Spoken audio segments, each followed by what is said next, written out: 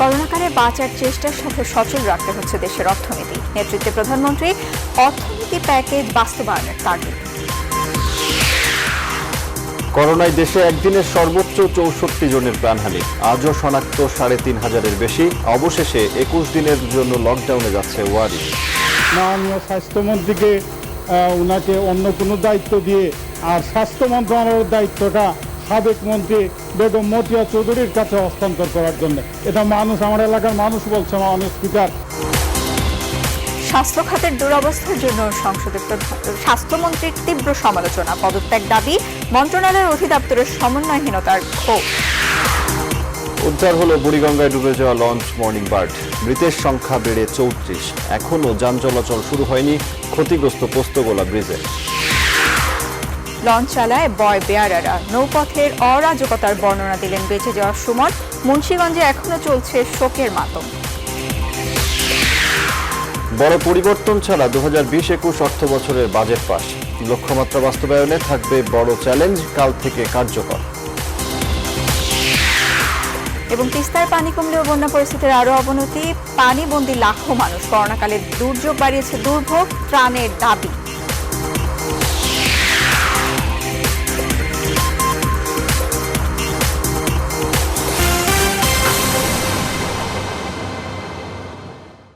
Rainbow allrounder exterior paint, বাংলাদেশের আবহাওয়া উপযোগী একমাত্র পেইন্ট। স্বাগত সন্ধ্যার সংবাদে, আপনাদের সঙ্গে আছি আমি সজল দাস এবং আমি সানজিদা ইসলাম। শিরোনাম দেখছিলেন, এবারে বিস্তারিত। কেউ বলছেন করোনায় ভেঙে পড়বে দেশের অর্থনীতি, কেউ বলছেন অনাহারে মারা যাবে মানুষ। বাস্তবে এসবের কিছুই ঘটেনি। মানুষের জীবন বাঁচানোর সর্বোচ্চ চেষ্টার পাশাপাশি গতি সচল রাখতে হচ্ছে অর্থনীতির, যার নেতৃত্বে রয়েছেন সরকার প্রধান নিজে। অর্থনীতিবিদরা বলছেন প্রধানমন্ত্রী ঘোষিত অর্থনৈতিক প্যাকেজ বাস্তবায়ন করা গেলে করোনা পরবর্তী সময়ে ঘুরে দাঁড়াবে বাংলাদেশ। শাহ আলী জয়ের রিপোর্ট। করোনার প্রধান আঘাত মানুষের জীবন এবং জীবিকার ওপর। সংক্রমণ বাড়ার সঙ্গে সঙ্গে বিশ্বের অন্যান্য দেশের মতো গতি হারিয়েছে বাংলাদেশের অর্থনীতিও। এমন বাস্তবতায় মানুষের জীবন বাঁচানো যেমন বড় চ্যালেঞ্জ, তেমনি গুরুত্বপূর্ণ অর্থনীতির চাকা সচল রাখা। আর এই চ্যালেঞ্জ সাহসিকতার সঙ্গে মোকাবেলা করে চলেছেন প্রধানমন্ত্রী শেখ হাসিনা। করোনা পরিস্থিতিতে ক্ষতিগ্রস্ত অর্থনীতিকে চাঙ্গা রাখতে ১৯টি প্যাকেজে ১,০৩,১১৭ কোটি টাকার প্রণোদনা ঘোষণা করেছেন সরকার প্রধান, যা জিডিপির ৩.৭%। কৃষি, শিল্প, সেবা, শিক্ষা, স্বাস্থ্য সহ সংশ্লিষ্ট সকল খাতই এসেছে প্রণোদনার আওতায়। করোনার কারণে যেসব প্রতিষ্ঠানগুলো আক্রান্ত হয়েছে, ক্ষতিগ্রস্ত হয়েছে, কিন্তু তারা নিজস্ব শক্তিতে বেঁচে থাকার সক্ষমতা রাখে, তাদেরকে টিকিয়ে রাখা, যাতে সংকটটা কেটে গেলে এগুলি আবার অর্থনৈতিক রিকভারিতে অংশগ্রহণ করতে পারে। মার্চ থেকে শুরু হওয়া ২ মাসের সাধারণ ছুটিতে নিম্ন আয়ের মানুষ যেন কষ্ট না পায় সে লক্ষ্যে তালিকা করে ৫০ লাখ মানুষকে দেয়া হয়েছে নগদ অর্থ। রেশন কার্ডধারী ৫০ লাখ মানুষের সঙ্গে যোগ হচ্ছে আরও ৫০ লাখ মানুষ। ফলে উপকার পাবে প্রায় ৫ কোটি মানুষ। এই ডিস্ট্রিবিউশনটা সব উৎপাদনশীল খাতে কিছু কিছু করে দেওয়া হয়েছে এবং এই জায়গাটাতে যদি আমরা সত্যি সত্যি দ্রুত এই টাকাগুলো বিতরণ করতে পারি, তাহলে কিন্তু এই খাত থেকে আমরা আবার ঘুরে দাঁড়ানোর জন্য এটা সহায়ক হবে। কৃষি খাতে অঞ্চলভেদে কৃষি উপকরণ কেনার জন্য ৭০% ভর্তুকি দেওয়ার উদ্যোগ নেওয়া হয়েছে। কৃষি মন্ত্রণালয়ের আওতাধীন কৃষকদের জন্য ব্যবস্থা করা হয়েছে বিনামূল্যে সার আর বীজের। অলমোস্ট সবগুলো ব্যাংকই কিন্তু এই প্রণোদনার কাজটা প্রায়োরিটি দিয়ে কাজ করছে। নতুন কাজের চেয়ে প্রণোদনার কাজটা যাতে বাস্তবায়ন হয় সেই কাজটাই করছে। করোনার সম্মুখ যোদ্ধা, স্বাস্থ্যকর্মী, আইন শৃঙ্খলা বাহিনীর সদস্য এবং সংশ্লিষ্ট সকল পেশার মানুষের জন্য ঘোষণা করা হয়েছে প্রণোদনা এবং বীমা। যারা জীবনের ঝুঁকি নিয়ে কাজ করেছেন, এই প্রণোদনাটুকু তাদের জন্য। প্রধানমন্ত্রীর ঘোষণা, সরকার ঘোষিত প্রণোদনা দেশের সকল মানুষের জন্য। এক্ষেত্রে ক্ষতিগ্রস্ত মানুষের দল, মত, আদর্শ বিবেচনায় আনার কোনো সুযোগ নেই। শাহ আলী জয়, নিউজ 24, ঢাকা। ২৪ ঘন্টায় দেশে নতুন করে করোনা ভাইরাসে সর্বোচ্চ মানুষের মৃত্যুর খবর দিল স্বাস্থ্য অধিদপ্তর। মারা গেলেন ৬৪ জন। একদিনে কোভিড-১৯ শনাক্ত হলো ৩,৬৮২ জনের। মঙ্গলবার দুপুরে দেশের করোনা ভাইরাস পরিস্থিতি নিয়ে অনলাইনে ব্রিফিংয়ে এই তথ্য জানায় স্বাস্থ্য অধিদপ্তর। মৃতদের মধ্যে 51 জন হাসপাতালেও 13 জন মারা গেছেন বাড়িতে। নতুন করে 2053 জন সহ এ পর্যন্ত মোট সুস্থ হয়ে বাড়ি ফিরেছেন 57,780 জন। 24 ঘন্টায় মৃত্যুবরণ করেছেন 64 জন এবং এ পর্যন্ত 1847 জন। যারা মৃত্যুবরণ করেছেন তাদের মধ্যে পুরুষ 52 জন, নারী 12 জন। বিভাগ বিভাজনে ঢাকা বিভাগে 31 জন, চট্টগ্রাম 12 জন, খুলনা 7 জন, রাজশাহী 7 জন, সিলেট বিভাগে 2 জন, বরিশাল 2 জন এবং ময়মনসিংহ বিভাগে 2 জন। হাসপাতালে মৃত্যুবরণ করেছেন 51 জন, বাড়িতে 13 জন। করোনার প্রকোপে গেল 24 ঘন্টায় বিশ্বে 1,60,000-এর বেশি মানুষ আক্রান্ত হয়েছেন আর মারা গেছেন 3,400-র বেশি। মোট মৃতের সংখ্যা 5,08,000 ছাড়িয়েছে আর মোট আক্রান্ত 1,04,32,000-এর বেশি। যুক্তরাষ্ট্র ও ব্রাজিলে আক্রান্ত ও মৃত্যুর মিছিল অব্যাহত রয়েছে। ভারতের অবস্থাও বেহাল। দেশটিতে একদিনে 18,000-এর বেশি মানুষ কোভিড-19-এ আক্রান্ত হয়েছেন, মারা গেছে 417 জন। তবে স্বস্তির খবর হলো বিশ্বব্যাপী এ পর্যন্ত সুস্থ হয়েছেন প্রায় 56,64,000-এর বেশি মানুষ। মহামারীর কারণে বিদেশি নাগরিকদের জন্য বন্ধ করে দেয়া সীমান্ত আগামী 1 জুলাই থেকে আবারও খুলে দেওয়ার সিদ্ধান্ত নিয়েছে ইউরোপীয় ইউনিয়ন।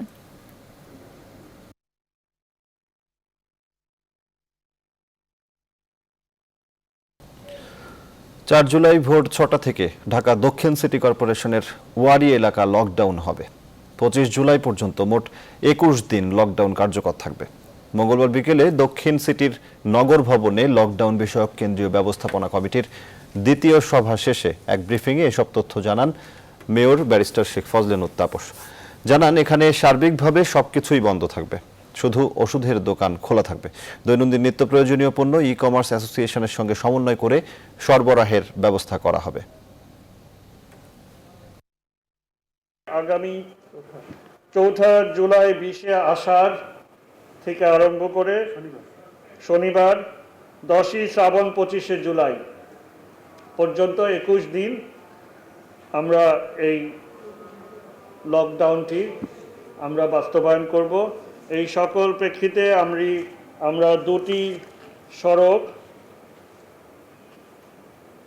সড়ক থেকে শুধু যাতায়াত সুবিধা থাকবে, বাকি সড়কগুলোর মুখগুলো আমরা বন্ধ করে দিব। দেশের স্বাস্থ্য খাতের দুরবস্থার জন্য জাতীয় সংসদের স্বাস্থ্যমন্ত্রী জাহিদ মালিকের কঠোর সমালোচনা করেছে বিরোধী দল। এমনকি তাকে স্বাস্থ্যমন্ত্রীর পদ থেকে সরিয়ে অন্য কোথাও দায়িত্ব দেওয়ার প্রস্তাব দিয়েছেন জাতীয় পার্টির সংসদ সদস্য পীর ফজলুর রহমান মেজবা। এছাড়া অন্য বিরোধী সংসদ সদস্যরা করোনাকালে স্বাস্থ্য মন্ত্রণালয় ও স্বাস্থ্য অধিদপ্তরের সমন্বয় নেই বলে তীব্র ক্ষোভ প্রকাশ করেছেন। হাসান পারভেজের প্রতিবেদন। মঙ্গলবার দুপুরে স্পিকার ডক্টর শিরিন শারমিন চৌধুরীর সভাপতিত্বে সংসদ অধিবেশনে 2020-21 অর্থ বছরের বাজেটের ওপর স্বাস্থ্য মন্ত্রণালয়ের ছাঁটাই প্রস্তাব নিয়ে আলোচনা হয়। আলোচনায় অংশ নিয়ে বিরোধী দলীয় সংসদ সদস্যরা করোনাকালে স্বাস্থ্য খাতে অব্যবস্থাপনায় তীব্র ক্ষোভ প্রকাশ করেন। প্রধানমন্ত্রী শেখ হাসিনা এই সময় সংসদ অধিবেশনে উপস্থিত ছিলেন এবং বাংলাদেশেও দেশের স্বাস্থ্যখাত দুরবস্থার মধ্যে পড়ে আছে বলে সমালোচনা করেন জাতীয় পার্টির সংসদ সদস্য পীর ফজলুর রহমান। এমনকি স্বাস্থ্যমন্ত্রীকে সরিয়ে দেওয়ার প্রস্তাবও দেন তিনি। মাননীয় স্বাস্থ্যমন্ত্রীকে উনাকে অন্য কোনো দায়িত্ব দিয়ে আর স্বাস্থ্য মন্ত্রণালয়ের দায়িত্বটা সাবেক মন্ত্রী বেগম মতিয়া চৌধুরীর কাছে হস্তান্তর করার জন্য। এটা আমার এলাকার মানুষ বলছে। মাননীয় স্পিকার, আমি আপনার মাধ্যমে মাননীয় স্পিকার প্রধানমন্ত্রীকে মানুষের কথাটা নিবেদন করলাম যে এই চিকিৎসা ব্যবস্থাকে ঢেলে সাজাতে হবে। এই চিকিৎসা ব্যবস্থায় যে জনবলের যে সংকট রয়েছে, এই সংকটগুলোকে আমাদের ঠিক করতে হবে। করোনাকালে বেসরকারি হাসপাতালগুলোর কঠোর সমালোচনা করে বিরোধী দলের সংসদ সদস্যরা বলেন, প্রয়োজনে বেসরকারি হাসপাতালগুলো অধিগ্রহণ করতে হবে। সমন্বয়হীনতার জন্য আমরা অনেক সময় দেখেছি যে স্বাস্থ্যমন্ত্রী বলতেছে যে আমি তো জানি না কোথায় কি করতেছেন। এই সমন্বয়হীনতার জন্য কিন্তু আরো পেশ হয়ে গেছে। সরকারি হাসপাতালে কোনো চিকিৎসার সুযোগ নেই। মাননীয় প্রধানমন্ত্রী আপনি একটা নির্দেশনা দেন যে কোনো এমপি, মন্ত্রী, সরকারি কর্মকর্তা তারা সরকারি হাসপাতাল চিকিৎসা করবে বাধ্যতামূলকভাবে। জরুরি প্রয়োজন না হলে বিদেশে যাবে না। তবে স্বাস্থ্যমন্ত্রীর দাবি, স্বাস্থ্য মন্ত্রণালয় কাজ করছে বলেই করোনা আক্রান্ত রোগীর মৃত্যুর হার কম। আমাদের ভেন্টিলেটর লাগবে, এটা নিয়ে বিরাট হয়েছে, কিন্তু দেখা গেল ভেন্টিলেটরের কোনো প্রয়োজনই নাই। ভেন্টিলেটরে যারা গেছে প্রায় সকলেই মৃত্যুবরণ করেছে। আমাদের ভেন্টিলেটর 400 আছে, তার মধ্যে 50টাও ব্যবহার হয়নি। 350 হাসান পারভেজ, নিউজ 24, ঢাকা। ২৪ ঘন্টার শ্বাসরুদ্ধকর অভিযানের মধ্য দিয়ে উদ্ধার হলো বুড়িগঙ্গায় ডুবে যাওয়া লঞ্চ মর্নিং বার্ড। মঙ্গলবার দুপুরে এয়ারলিফটিং ব্যাগ দিয়ে ভাসিয়ে তোলা হয় লঞ্চটিকে। উদ্ধার হওয়া লঞ্চের ভেতর আর কোনো মানুষের সন্ধান নেই জানিয়ে অভিযান সমাপ্তির ঘোষণা দেন বিআইডব্লিউ চেয়ারম্যান কমান্ডার গোলাম সাদিক।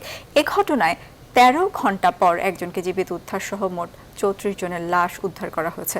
আরও জানাচ্ছেন মৌ খন্দকার।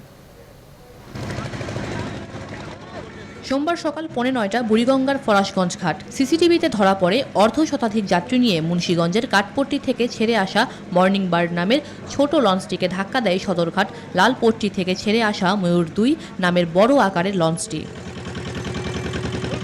ময়ূর ২-এর কয়েকটি আঘাতে মুহূর্তের মধ্যেই পানিতে তলিয়ে যায় মর্নিং বার্ড। খবর পেয়ে ঘটনাস্থলে পৌঁছায় ফায়ার সার্ভিসের ডুবুরি দল ও বিআইডব্লিউটি এর উদ্ধারকারী দল। আমাদের রেস্কিউ করার জন্য আমাদের ডুবুরির যে ইকুইপমেন্টসগুলো দরকার আমাদের কিন্তু সেগুলো সব একে একে নদী থেকে উদ্ধার হতে থাকে মৃতদেহ। স্বজনের সন্ধানে নদীর পাড়ে অপেক্ষা করছেন অনেকে। তাদের কান্নায় ভারী হয়ে ওঠে বুড়িগঙ্গার পাড়। উদ্ধার হওয়ার মৃতদেহগুলো আনা হয় রাজধানীর মিডফোর্ট হাসপাতালে। সেখানে নিখোঁজ স্বজনদের খুঁজতে ভিড় করেন অনেকে। লঞ্চটা দুইটা বাড়ি মারছে তোমার পরে উল্টা গেছে গা আমি জানালা ফাঁকটা বাইরে গেছি গা। আমার বন্ধা বাচ্চা যাচ্ছে, আমার কলজাটা বাই করে দে, আমার কলজাটা বাই করে দে তোরা। এর মধ্যে ১৩ ঘন্টা পর সোমবার রাত 10:30টার দিকে সুমন ব্যাপারী নামে একজনকে জীবিত উদ্ধার করে কোস্টগার্ড। তবে নদীতে সলিল সমাধি হয় ৩৪ জনের। এরই মধ্যে মঙ্গলবার সকাল 11টার দিকে এয়ারলিফটিং ব্যাগ নিয়ে ভাসিয়ে তোলা হয় ডুবে যাওয়া লঞ্চ মর্নিং বার্ডকে। ভেতরে আর কোনো মৃতদেহ না থাকায় ২৬ ঘন্টা পর উদ্ধার অভিযান সমাপ্ত ঘোষণা করে বিআইডব্লিউটিএ। আনুষ্ঠানিকভাবে আমাদের উদ্ধার অভিযানটা শেষ করেছি, কারণ আমরা বুঝতে পেরেছি যে এর ভেতরে আর মরদেহ পাওয়ার কোনো সম্ভাবনা নেই এবং আমরা জাহাজটিকে ডকইয়ার্ডের যে রেলগুলো তার উপর বসাতে সক্ষম হয়েছি। এই ঘটনায় অবহেলাজনিত কারণে দায়ের করা হত্যা মামলায় ঘটনাটি পূর্ব পরিকল্পিত কিনা সেটা তদন্ত করা প্রয়োজন বলে মামলায় উল্লেখ করা হয়েছে। ঘটনায় নিহত প্রত্যেকের জন্য ক্ষতিপূরণ ঘোষণা করা হয় ১.৫ লাখ টাকা। মৌ খন্দকার, নিউজ 24, ঢাকা। পোস্তগোলায় বাংলাদেশ চীন মৈত্রী সেতু ক্ষতিগ্রস্ত হওয়ায় এখনও যানবাহন চলাচল শুরু হয়নি। সকালে ক্ষতিগ্রস্ত ব্রিজ পরিদর্শন করে সড়ক ও জনপথ অধিদপ্তরের বিশেষজ্ঞ দল। অধিদপ্তরের ঢাকা বিভাগের অতিরিক্ত প্রধান প্রকৌশলী অভিযোগ করেন, উদ্ধারকারী জাহাজ প্রত্যয়ের চালক ও সংশ্লিষ্টদের গাফিলতিতেই রাষ্ট্রীয় সম্পদের এমন ক্ষতি হয়েছে। এদিকে বৃষ্টিতে চলাচল স্বাভাবিক না হওয়া পর্যন্ত কলকারখানায় উৎপাদন ও বিতরণ বিঘ্নিত হওয়ায় শঙ্কা করছেন ব্যবসায়ীরা। বিস্তারিত তালুকদার বিপ্লবের রিপোর্টার। সোমবার সকালে মর্নিং বার্ড ডুবে যাওয়ার পর তা উদ্ধারে নারায়ণগঞ্জ থেকে রওনা হয় বিআইডব্লিউটি এর ২৫০ টন উত্তোলন ক্ষমতার উদ্ধারকারী জাহাজ প্রত্যয়। দুপুরে বাংলাদেশ চীন মৈত্রী সেতু অতিক্রম করে ঘটনাস্থলে আসার সময় জাহাজের ক্রেনের সঙ্গে সংঘর্ষে সেতুর ২টি গার্ডার ক্ষতিগ্রস্ত হয়। এরপর সোমবার মধ্যরাত থেকে সেতুতে যানবাহন চলাচল বন্ধ করে দেয় সড়ক ও জনপথ অধিদপ্তর। আর এতে চরম ভোগান্তিতে পড়ে মুন্সিগঞ্জ সহ দক্ষিণ ও দক্ষিণ পশ্চিমাঞ্চলের বিভিন্ন জেলায় যাতায়াতে যানবাহনের যাত্রীরা। প্রায় ২৪টি জেলা অর্থাৎ টোটাল ২৬টি জেলার গাড়িগুলোই যাতায়াত করে এই ব্রিজ দিয়ে। হার্টের সমস্যা আবার নিজের, এই জন্য নিঃশ্বাস টানতে কষ্ট, আর অনেক রাস্তা হাইটে গেলে চোখ মুখ অন্ধ করে আসে। সকালে ক্ষতিগ্রস্ত ব্রিজটি পরিদর্শন করে সড়ক ও জনপথ অধিদপ্তরের বিশেষজ্ঞ দল। এ সময় নদীর পানির যে কোনো উচ্চতায় যে কোনো জাহাজ প্রবেশ করতে পারবে বলে দাবি করেন বিশেষজ্ঞ দল। স্ট্যান্ডার্ড ওয়াটার লেভেল ধরে ব্রিজটা নির্মাণ করা হয়ে গেছে ১২.২ মিটার, অর্থাৎ ৪০ ফিটেরও বেশি হাইট ক্লিয়ারেন্স আছে। সেই অনুযায়ী এটা যে কোনো ধরনের উদ্ধারকারী যানবাহন চলাচল অসুবিধার কথা না। ওই ঘটনার আরও কারণ অনুসন্ধানে ব্রিজের আশেপাশের সিসিটিভির ফুটেজ এবং প্রত্যক্ষদর্শীদের অভিযোগে দেখা যায় দ্রুত ছুটে আসা উদ্ধারকারী জাহাজ প্রত্যয়ের উঁচু করা ক্রেনের আঘাতেই ক্ষতিগ্রস্ত হয়েছে বাংলাদেশ চীন মৈত্রী সেতুটি। ও ব্রিজের কাছে আইসা সোলো করবে, ও সোলো করে নাই, ও আইসা ডাইরেক্টই মেরে দিচ্ছে। ও দক্ষ লোকেরা, এরা দেশের দেশ ক্ষতি করতেছে। বিশেষজ্ঞ দলের প্রতিনিধিরা সরজমিন তদন্ত করে অভিযোগ করেন, উদ্ধারকারী জাহাজ প্রত্যয়ের চালকের গাফিলতিতেই রাষ্ট্রীয় সম্পদের ক্ষতি হয়েছে। এটা তারা কেয়ারলেসলি এটা করা হয়েছে বলে আমাদের মনে হয়, এবং সেটার একটা ভিডিও আমরা লাইভে ভিডিও আছে, সেটা দেখলে বোঝা যায় যে এটা অনেক হাইটে মুভটা চলতেছিল বিধায় এটা আঘাত করেছে। নিচু করে চললে আঘাতটা করার কথা না। মঙ্গলবার সড়ক ও জনপথ অধিদপ্তরের বিশেষজ্ঞ দলের বৈঠকে সেতুর ক্ষতিগ্রস্ত গার্ডার সংস্কারের পর যান চলাচলের জন্য পুরোপুরি খুলে দেওয়ার সিদ্ধান্ত হয়। তালুকদার বিপ্লব, নিউজ 24, ঢাকা। গুটিকতক মানসম্মত নৌযান বাদে প্রায় সবগুলোতেই অভিজ্ঞ চালক নেই। খরচ কমাতে রাতারাতি কেবিন বয়কে বানিয়ে দেওয়া হচ্ছে মাস্টার শারিং। এছাড়াও লাখ টাকা ঘুষে অনৈতিক পথেও মিলে যাচ্ছে সার্টিফিকেট, এমন অভিযোগ উঠেছে। নৌপথ বিশ্লেষকরা বলছেন পুরো প্রক্রিয়ার মধ্যে গলদ আছে অবৈধ সিন্ডিকেট। তবে বরাবরের মতোই অভিযোগ অস্বীকার করেছেন কর্তৃপক্ষ। রাহাত খান ও আশিকুর রহমান শ্রাবণের যৌথ প্রতিবেদন। দুর্ঘটনা, স্বজনদের আহাজারি,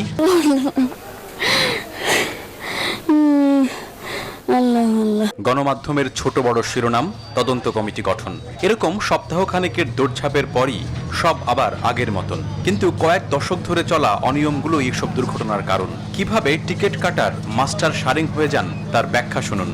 টাকার বিনিময়ে বর্তমানে 90% সার্টিফিকেট আসে।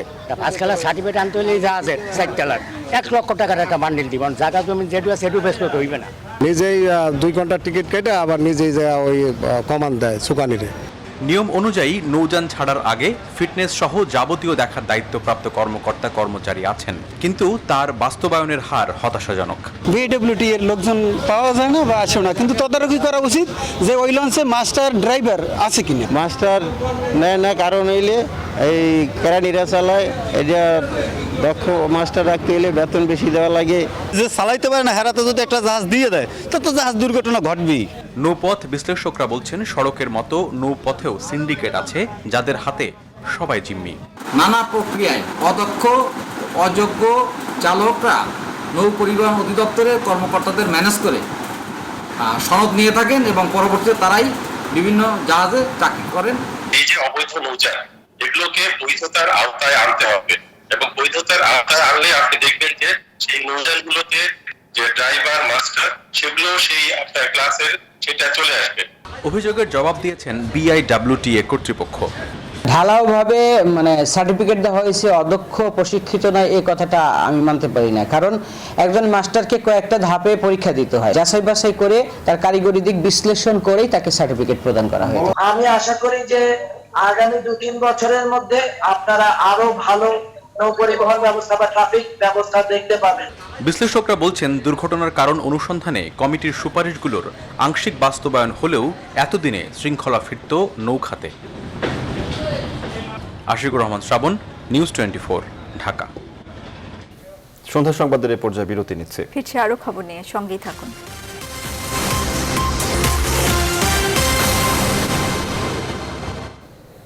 আবারও স্বাগত। দেখছেন নিউজ 24 সন্ধ্যা সংবাদ। বুড়িগঙ্গায় লঞ্চ ডুবির ঘটনার 13 ঘন্টা পর ভেসে ওঠা সুমন ব্যাপারী শারীরিকভাবে সুস্থ আছেন, তবে মানসিকভাবে কিছুটা ভীত সন্ত্রস্ত রয়েছেন তিনি। নিউজ 24-কে দেওয়া সাক্ষাৎকারে বিস্ময়করভাবে বেঁচে যাওয়ার সেই মুহূর্তগুলোর কথা জানান তিনি। বলেন, লঞ্চের ইঞ্জিন কক্ষের কাছে কোনো একটি জায়গায় আটকে ছিলেন যেখানে ছিল অল্প পানি। বিস্তারিত জানাচ্ছেন হাবিবুল ইসলাম হাবিব। মর্নিং বার্ড নামক ছোট্ট লঞ্চটি ডুবে যাওয়ার ঘণ্টা দুয়েক পরে মৃত্যু উপত্যকায় পরিণত হয় সদরঘাট লঞ্চ এলাকা। ফায়ার সার্ভিসের ডুবুরিরা একে একে পানির নিচ থেকে বের করে আনেন 32টি মরদেহ। উদ্ধার অভিযানের শেষ প্রান্তে লঞ্চটি উদ্ধারের সময় পানির নিচ থেকে অলৌকিকভাবে ভেসে ওঠেন সুমন ব্যাপারী। জানান, ডুবে যাওয়া লঞ্চের মধ্যে কিভাবে 12 ঘন্টা প্রাণে বেঁচেছিলেন তিনি। বলেন, লঞ্চটি ডুবে যাওয়ার পর একটি রড শক্ত করে ধরে রাখেন তিনি। এরপর ধাক্কা খেয়ে আরেকটি ফাঁকা জায়গায় গিয়ে আটকে যান তিনি। ডুবে যাওয়ার পর লঞ্চ যেন তলায় যাইতেছে অতারুকি, আর কোনো খেল নেই। ইঞ্জিন রুমের লগে ওখানে আল্লাহ বাইক করে রয়েছে, আল্লাহ বিশ্বাস, আমার কোনো শক্তি নেই এখানে। হয়তো আমি তো অন্য রাস্তা যেতে পারতাম, কিন্তু আল্লাহ তাহলে ওই রাস্তায় আমার বাইক করে দিচ্ছে। লঞ্চটি ছাড়ার পর থেকে চোখে কিছুটা ঘুম ছিল। তখন হঠাৎ লঞ্চটিতে আরেকটি লঞ্চ ধাক্কা দেয়। এক পাশ ডুবে যাওয়ার সময় দৌড়ে লঞ্চের আরেক প্রান্তে গেলেও রক্ষা হয়নি তার, তলিয়ে যান পানির নিচে।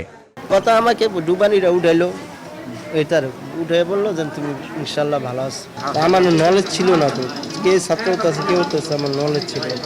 মিটফোর্ড হাসপাতালের পরিচালক সাংবাদিকদের বলেন, তাকে মেডিসিন ওয়ার্ডে নেওয়া হয়েছে। চিকিৎসকের পরামর্শ অনুযায়ী তাকে হাসপাতাল থেকে ছুটি দেওয়া হবে। আমার যে ডাক্তার বললো, স্যার এখন যে অবস্থা আছে ভর্তি না রাখলেও চলে, এরকম বলছে। হ্যাঁ, তাই বললো যে যেহেতু সে আসছে এখানে থাকুক, মেডিসিন ওয়ার্ডে তাকে রাখলাম। রাজধানীর বাদামতলীর ফল ব্যবসায়ী আলোচিত সুমন নারীর টানে লঞ্চে করে নিয়মিত মুন্সিগঞ্জে যাতায়াত করেন। হাবিবুল ইসলাম হাবিব, নিউজ 24, ঢাকা। বুড়িগঙ্গা লঞ্চডুবির ঘটনায় নিহতদের 31 জনের বাড়ি মুন্সিগঞ্জের বিভিন্ন এলাকায়। স্বজনদের হারিয়ে শোকে বিহ্বল পরিবারগুলোর একটাই দাবি, অভিযুক্তদের শাস্তি। আর নিখোঁজদের সন্ধানে এখনো ছুটে বেড়াচ্ছেন অনেক স্বজন। মুন্সিগঞ্জ থেকে নাজমুল হুদার তথ্যচিত্রে ডেস্ক রিপোর্ট। কেউ ডাক্তার দেখাতে, কেউ আবার যাচ্ছিলেন কর্মস্থলে, কারো আবার উদ্দেশ্য ছিল প্রিয়জনদের সঙ্গে সাক্ষাৎ। সবকিছু শেষ। ভয়াবহ লঞ্চ দুর্ঘটনা মুহূর্তেই কেড়ে নিল সব। দুর্ঘটনায় নিহত 33 জনের মধ্যে 31 জনের বাড়ি মুন্সিগঞ্জ জেলার বিভিন্ন এলাকায়। স্বজনদের হারিয়ে নিহতদের বাড়িতে চলছে শোকের মাতম। লঞ্চ দুর্ঘটনা থেকে বেঁচে যাওয়া অনেকেই জানালেন ভয়াবহ অভিজ্ঞতার কথা। ঘর্ষণ আর কয়েক সেকেন্ডের মধ্যে লঞ্চটা ডুবে গেল। লঞ্চটা ডুবে থেকে 5-6 হাত নিচে গেছি আমি। পরে আমি জানালা ধইরা আমি জোরে মানে আমার হলো হার্টের সমস্যা, তারপর আমি সাহস করছি বাঁচানোর জন্য আমি টা বাইরেছি। পরিবারের একমাত্র উপার্জনক্ষম ব্যক্তিকে হারিয়ে দিশেহারা অনেকেই। সহায়তার পাশাপাশি অভিযুক্তদের কঠিন শাস্তির দাবি তাদের। মানুষ মরে গেছে, আমি বিচার কার কাছে চাবো? যারা দায়ী ব্যক্তি তাদের বিরুদ্ধে দৃষ্টান্ত শাস্তি নেক সরকার। নিহতদের পরিবারকে সহায়তার আশ্বাস দিয়ে লঞ্চে ধারণ ক্ষমতার বেশি যাত্রী নেওয়া হলে এবং ফিটনেস ঠিক না থাকলে আইনি ব্যবস্থা নেওয়ার কথা জানালেন জেলা প্রশাসক। লঞ্চের ফিটনেস অথবা অতিরিক্ত যাত্রী বোঝাই চলাচল, এটি আমরা তদারকি করব। দুর্ঘটনায় এখনো নিখোঁজ অনেকেই। তাদের খোঁজে নদী তীরে ভোটার আইডি কার্ড আর প্রিয়জনের ছবি নিয়ে ছোটাছুটি করছেন স্বজনেরা। Desk report, news 24। জাতির পিতা বঙ্গবন্ধু শেখ মুজিবুর রহমানের জন্ম শতবার্ষিকী উপলক্ষে মাসব্যাপী বৃক্ষরোপণ অভিযান উদ্বোধন করেছেন সেনাপ্রধান জেনারেল আজিজ আহমেদ। সেনাপ্রধান ঢাকা সেনানিবাসের আল্লাহু মসজিদ প্রাঙ্গণে মঙ্গলবার একটি কাঠগোলাপ গাছের চারা রোপণের মাধ্যমে ঢাকা সেনানিবাসে বৃক্ষরোপণ অভিযান কর্মসূচির উদ্বোধন করেন। পাশাপাশি একই সঙ্গে তিনি ভিডিও কনফারেন্সের মাধ্যমে বাংলাদেশ সেনাবাহিনী সব সেনানিবাসে এই কর্মসূচির উদ্বোধন করেন। এবছর বৃক্ষরোপণ অভিযানের প্রতিপাদ্য বিষয় হচ্ছে সবুজ বৃক্ষ, নির্মল পরিবেশ, বঙ্গবন্ধুর বাংলাদেশ। মাসব্যাপী বৃক্ষরোপণ অভিযানের সময় ফলজ, বনজ, ঔষধি ও সৌন্দর্যবর্ধক নানা ধরনের গাছ রোপণ করা হবে। এ সময় উপস্থিত ছিলেন বিমান বাহিনী প্রধান air chief marshal Masihuzzaman Serniabat.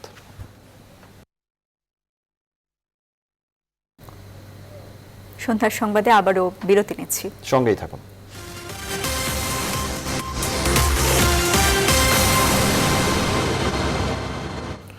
বিরতির পর আবারও স্বাগত। দেখছেন সন্ধ্যার সংবাদ। সরকারের কাছে প্রচুর তথ্য থাকলেও সমন্বয় নেই বলে মন্তব্য করেছেন পরিকল্পনা মন্ত্রী এম এ মান্নান। সামাজিক সুরক্ষা ও করোনা ভাইরাস মোকাবেলায় এই সমন্বয় খুবই প্রয়োজন বলে মনে করেন তিনি। কেয়ার বাংলাদেশ ও কালের কণ্ঠের যৌথ উদ্যোগে কোভিড-জনিত আর্থসামাজিক ঝুঁকি, অর্থায়ন ও উত্তরণ কৌশল বিষয়ক ডিজিটাল গোলটেবিল বৈঠকে তিনি এসব কথা বলেন। অনুষ্ঠানটি কালের কণ্ঠের অনলাইন ও ফেসবুক পেজে সরাসরি সম্প্রচার করা হয়। অনুষ্ঠানটি সঞ্চালনা করেন কালের কণ্ঠের সম্পাদক ইমদাদুল হক মিলন। সামাজিক সুরক্ষা খাতে সরকারি বরাদ্দ বাড়ানো দরকার বলে অনুষ্ঠানে মন্তব্য করেন পরিকল্পনা মন্ত্রী এম এ মান্নান। তবে সরকারি কর্মকর্তাদের পেনশনের টাকা দিয়ে সামাজিক সুরক্ষা বাড়ানো ঠিক হবে না বলে মত তার। ধারণা হয়েছে অনেক জায়গায় আলোচনায় যে সমাজ কল্যাণের যে ব্যয়টা আমরা করি, সোশ্যাল সেফটি নেট, এইটাকে অনেকেই চাচ্ছেন বাই এন্ড লার্জ যেটাকে স্প্লিট করে দেখানো হয়। কারণ তাদের একটা ধারণা এই যে অনেকগুলা ব্যয়ের মধ্যে ঢুকার ফলে পেনশন টেনশন ইত্যাদি মূল যারা এইটার আওতায় আমাদের উপকারভোগী তাদের তাদের বিষয়টা ডাইলুট হচ্ছে, এই অভিযোগ আমি স্বীকার করি। তবে এট দ্য সেম টাইম সরকারি কর্মকর্তা কর্মচারী অন্য তাদেরও কল্যাণের প্রয়োজন আছে। এইটা কোনো অন্যায় কিছু নয়। এবারে ফার্স্ট সিকিউরিটি ইসলামী ব্যাংক অর্থ বাণিজ্যের সংবাদ।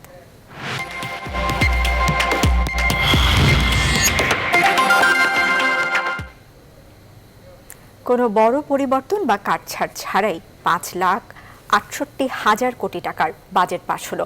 জাতীয় সংসদে 2020-21 অর্থ বছরের এই বাজেট প্রস্তাব কণ্ঠ ভোটে পাশ হয়। আগামীকাল থেকে কার্যকর হচ্ছে নতুন অর্থ বছরের বাজেট। মহামারীকালের বাজেটে ধরা হয়েছে উচ্চ প্রবৃদ্ধি এবং বড় আয়ের লক্ষ্যমাত্রা, তাই থাকছে বাস্তবায়নের বিশাল চ্যালেঞ্জও। বিস্তারিত জানাচ্ছেন বাবু কামরুজ্জামান। ইতিহাসের সবচেয়ে ভিন্ন এবং সংক্ষিপ্ত ছিল এবারের বাজেট অধিবেশন। প্রস্তাবিত বাজেটের ওপর দীর্ঘ আলোচনার ইতিহাস থাকলেও এবার আলোচনা হয়েছে মাত্র 2 দিন। সত্যিই যদি ভালো মানুষ অধিবেশন শুরু হলে প্রস্তাবিত বাজেটের উপর আনা ছাঁটাই প্রস্তাব নিয়ে আলোচনা হয়। প্রধানমন্ত্রীর কার্যালয় ও মন্ত্রিপরিষদ বিভাগের জন্য বরাদ্দ প্রস্তাব উত্থাপন করেন প্রধানমন্ত্রী শেখ হাসিনা। কার্যালয়ের খাতে 2021 সালে সবশেষে নির্দিষ্টকরণ বিল পাশের মধ্য দিয়ে পাশ হয় 2020-21 অর্থ বছরের বাজেট। অতএব নির্দিষ্টকরণ বিল 2020 সংসদের সর্বসম্মতিক্রমে পাশ হলো। নতুন বাজেটে এবার উন্নয়ন ব্যয় খুব বেশি না বাড়িয়ে ধরা হয়েছে 2,15,000 কোটি টাকা। বাজেটের বড় অংশই পরিচালন বা অনুন্নয়ন খরচ, যেখানে ধরা হয়েছে 3,48,180 কোটি টাকা। অর্থ বছরের কার্যাদি নির্বাহের জন্য সংযুক্ত তহবিল হতে অর্থ প্রদান ও নির্দিষ্টকরণের কর্তৃত্ব প্রদানের উদ্দেশ্যে আনিত একটি বিল, নির্দিষ্টকরণ বিল 2020 এই মহান সংসদে পাশ করা হোক। অর্থমন্ত্রী আহম ও মুস্তফা কামাল আশা করছেন বাজেটের সম্ভাব্য ব্যয়ের 66% আদায় করবেন রাজস্ব খাত থেকে। এর মধ্যে জাতীয় রাজস্ব বোর্ডের মাধ্যমে কর হিসেবে আদায় লক্ষ্য 3,30,000 কোটি টাকা। অভ্যন্তরীণ সম্পদ বিভাগ খাতে 2021 সালের 30 জুন তারিখে সমাপ্ত অর্থ বছরের প্রয়োজনীয় সাকুল্য পরিচালন এবং উন্নয়ন ব্যয় নির্বাহকল্পে মহামান্য রাষ্ট্রপতিকে অনধিক 3,094 কোটি 16 লক্ষ টাকা মঞ্জুর করা হোক। বাজেটে আয় ও ব্যয়ের হিসাবে সামগ্রিক ঘাটতি থাকছে 1,90,000 কোটি টাকা, যা মোট জিডিপির 6% মতো। বাবু কামরুজ্জামান, নিউজ 24, ঢাকা। সাধারণ মানুষের ভাগ্য উন্নয়নে পাশ হওয়া বাজেটে কিছুই নেই বলে মন্তব্য করেছেন বিএনপির স্থায়ী কমিটির সদস্য আমির খসরু মাহমুদ চৌধুরী। এক ভিডিও বার্তায় তিনি এই মন্তব্য করেন। কোন দেশের বাজেট বলে তো মনে হচ্ছে না। একটা দেশের বাজেট আপনি কত টাকা আয় করবেন, কত টাকা ব্যয় করবেন, এই হিসাব পরিপূর্ণভাবে আপনি তৈরি করে সংসদে দেবেন, সংসদ দেখে পাস করবেন। আয়ের হিসাব বাদ দিয়ে আপনি ব্যয়ের হিসাবটা নিয়ে আসছে এবং সেখানে গোষ্ঠীতন্ত্রের যেখানে সুযোগ সুবিধা আছে সেই ব্যয়গুলো তারা বেশি করে নিয়ে আসছে। রাষ্ট্রায়ত্ত পাটকল বন্ধের সিদ্ধান্ত বাতিলের দাবিতে আন্দোলনে নেমেছেন খুলনার পাটকল শ্রমিকরা। মঙ্গলবার দুপুর 2টো থেকে মিল গেটে অবস্থান কর্মসূচি পালন করেন শ্রমিকরা। এই কর্মসূচি চলবে বুধবার বেলা 2টো পর্যন্ত। শ্রমিকদের অভিযোগ, প্রশাসনের অদক্ষতা ও অব্যবস্থাপনায় পাটকলগুলো লোকসান গুনছে, এর দায় শ্রমিকদের নয়। অবিলম্বে পাটকল বন্ধের সিদ্ধান্ত পরিবর্তন না করা হলে কঠোর আন্দোলনেরও হুঁশিয়ারি দেন শ্রমিক নেতারা। সন্ধ্যার সংবাদে আবারও বিরতি নিচ্ছি, সঙ্গেই থাকুন।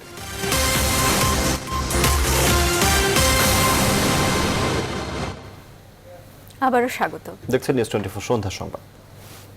দেশের সার্বিক বন্যা পরিস্থিতি অনেকটা অপরিবর্তিত রয়েছে। দেশের প্রধান প্রধান নদ নদীর পানি কোথাও কোথাও কিছুটা কমলেও অনেক জায়গায় পানি বৃদ্ধি অব্যাহত রয়েছে। বন্যা কবলিত জেলাগুলোয় পানিবন্দী হয়ে পড়েছেন লাখো মানুষ। তাদের অভিযোগ, সংকট চরম আকার ধারণ করলেও এখনো কোনো ত্রাণ সহায়তা পাননি তারা। ব্যুরো রিপোর্টার ও প্রতিনিধিদের তথ্য ও ছবিতে ডেস্ক রিপোর্ট। উত্তরাঞ্চলের প্রধান নদী তিস্তার ধরলা ও ব্রহ্মপুত্রের পানি এখনও বিপদসীমার উপর দিয়ে বইছে। বেড়েছে অন্যান্য নদীর পানিও। রংপুর, লালমনিরহাট, কুড়িগ্রাম, গাইবান্ধায় প্রায় শতাধিক ইউনিয়ন পানিতে তলিয়ে গেছে। গ্রামীণ রাস্তাঘাট পানিতে তলিয়ে যাওয়ায় বেশিরভাগ এলাকায় যোগাযোগ ব্যবস্থা ভেঙে পড়েছে। গত 5 দিন ধরে পানিবন্দী এসব মানুষের শুকনো খাবার ও বিশুদ্ধ পানির সংকট তীব্র আকার ধারণ করেছে। বানভাসীদের অভিযোগ, মানবেতর জীবনযাপন করলেও এখনো কোনো ত্রাণ সহায়তা পাননি তারা। বাঁধের মধ্যে উঠা হয়েছে, এখন এইভাবে কষ্টের মধ্যে কি থাকা সম্ভব? 5 দিন থেকে পানি বন্ধ হয়ে আছি, আমাদের অনেক অসুবিধায় পড়ছি। চলাফেরা অসুবিধা হইতেছে, হাঁটতে পারতেছি না, কাজ কাম করতে পারতেছি না, অনেক কষ্টই আছি। বাচ্চা কচ্চক নিয়ে এক বুক পানি, কোনো সাহায্য কোনো কিছু পাইনি। বাচ্চা কচ্চা নিয়ে অনেক কষ্টই আছি। চোখের উপরে পানি বসি আছি, বাচ্চা কাচ্চাও তো সব পড়ি আছে, প্রায় না খাওয়ার মতোই। যদিও জেলা প্রশাসন বলছে দুর্গতদের তালিকা তৈরি করে স্থানীয় জনপ্রতিনিধিদের মাধ্যমে তা বিতরণ করা হচ্ছে। 302 মেট্রিক টন চাল এবং 36,68,500 টাকা আমরা শুকনা খাবার এবং তাদের আনুষঙ্গিক অন্যান্য বিষয়গুলোর জন্য আমরা উপজেলা পর্যায়ে দিয়েছি। যমুনার পানি বৃদ্ধি অব্যাহত থাকায় সিরাজগঞ্জ ও জামালপুরে সার্বিক বন্যা পরিস্থিতির আরও অবনতি হয়েছে। পানি বেড়ে নতুন নতুন এলাকা প্লাবিত হচ্ছে, বাড়ছে বানভাসী মানুষের সংখ্যা। আমাদের ঘরে খাবার আসলে ভিজে গেছে, ঘর বাড়ির তলা ভেঙে গেছে, কোথায় থাকবো? এখন আমরা অসহায় মনে করেন যে পানির মধ্যে বসবাস করতেছি। করোনা মানুষের কাম কাজ কিছুই ছিল না, বসে থেকে থেকে মানুষ দিন কাটাইছে, এরপরে আবার বন্যা। একটা মহিলা মেম্বার, একটা লোক এই পুরুষ মেম্বার, আজকে মানে বাড়ি চন্দ্রকোনা, ও একটা মানুষ তো আমার দেখতে নিয়ে গেছিল না। বৃষ্টিপাতে উজানের ঢল কিছুটা কমতে শুরু করায় সুরমা, কুশিয়ারা ও লোভা নদীর পানি বিপদসীমার নিচে নেমে এসেছে। বন্যা পরিস্থিতির কিছুটা উন্নতি হলেও সিলেট অঞ্চলের কোথাও কোথাও সড়ক এখনও পানিতে তলিয়ে আছে।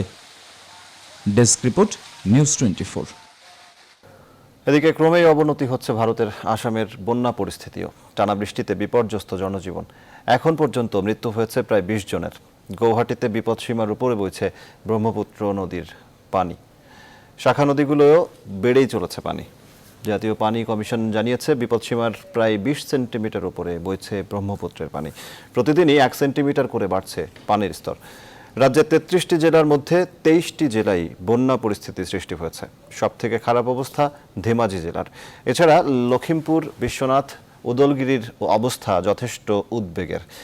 আসামে টানা বৃষ্টিপাতে প্রায় 9.5 লাখ মানুষ ক্ষতিগ্রস্ত হয়েছেন।